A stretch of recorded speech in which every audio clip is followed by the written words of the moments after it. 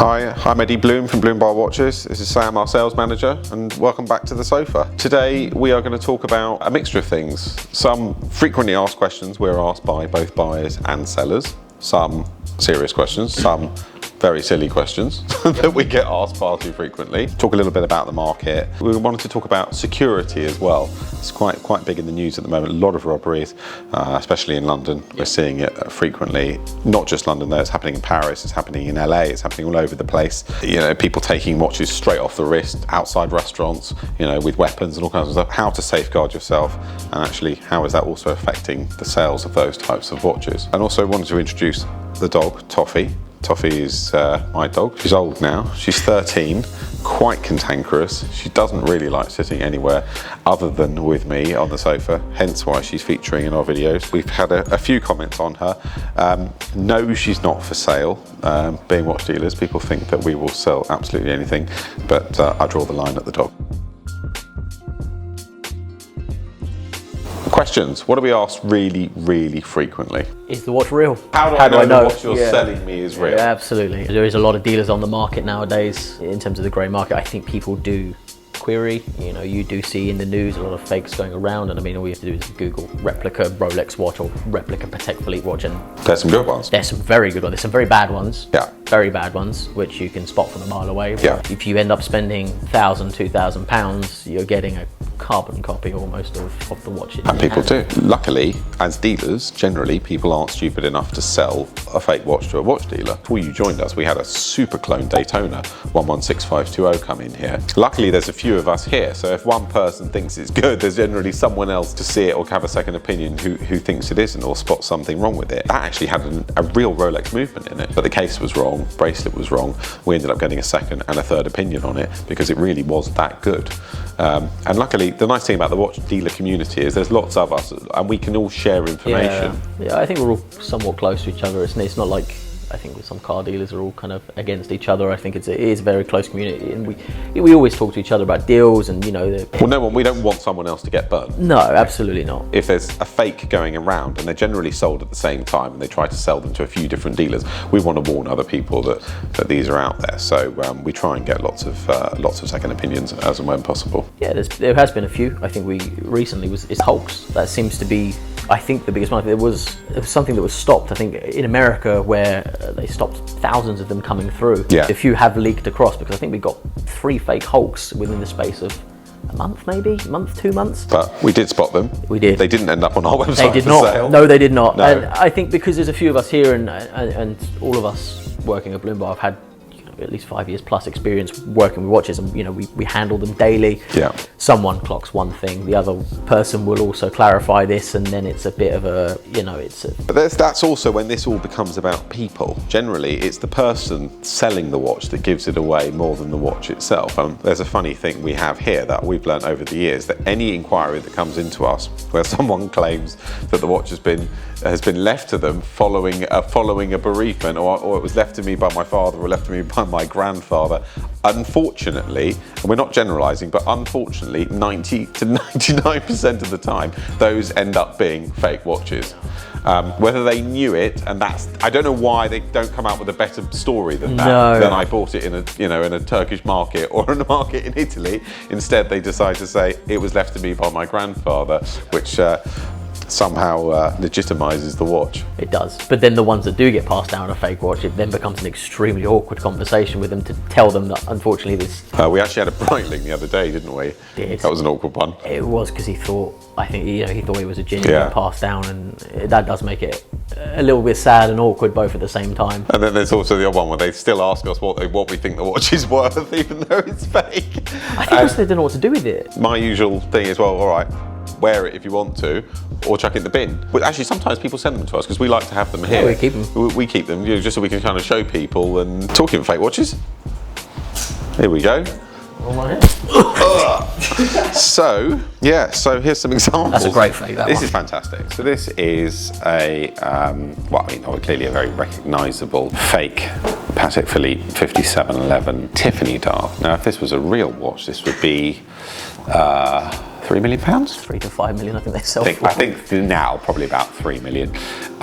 This was probably 100 quid. Fortunately, this wasn't something that someone tried to sell us, No. because that would have been too funny.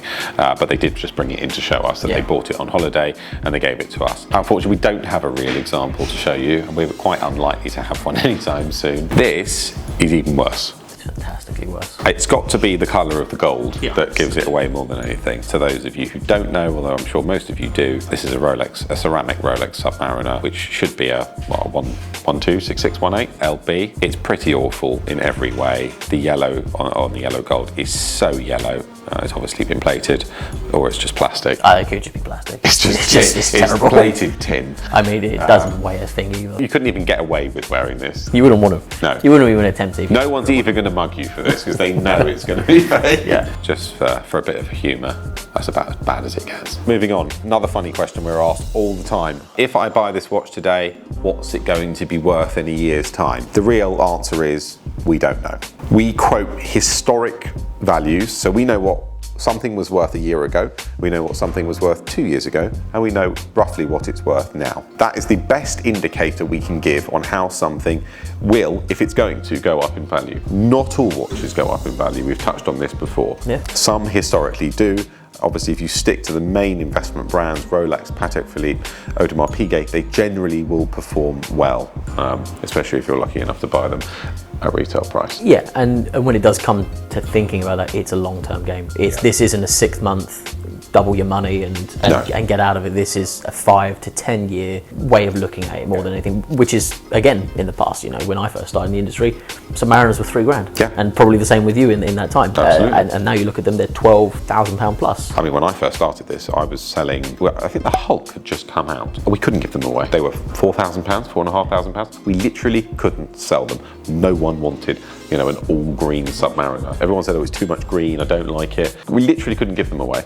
And they were £4,500, now they're what, 15 to 18,000, something like that. So hold it long enough, buy something that you will actually enjoy, that you want to wear, and don't just buy a watch just for what it might be worth next year. That is not the way to do things. And as we've seen recently, markets change and all kinds of external factors change the rate at which people buy watches. And right now things are obviously slightly slower for various reasons. They're slower, but they are picking up in terms of, again, it's just all down to values. You know, obviously the market went crazy in that 3 month period, and now we're back to normality. I think this was what it used to be like. It was not super fast, it wasn't super slow. Well, we're definitely going more back to trading in bread and butter stuff more than we ever have done before. And actually it's more fun. It's more fun. We want to see quantity rather than quality. Yeah, and I think recently we've bought a lot of Amigas and Breitlings and just a bit different watches, which...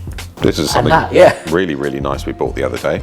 Lange 1815 chronograph in rose gold, which we bought last week. And we're starting to put our money into slightly more alternative things now. Lange's an incredible brand, but I wouldn't say it's something that's necessarily popular with your average Englishman. There are other places in the world where the Lange brand is far more popular.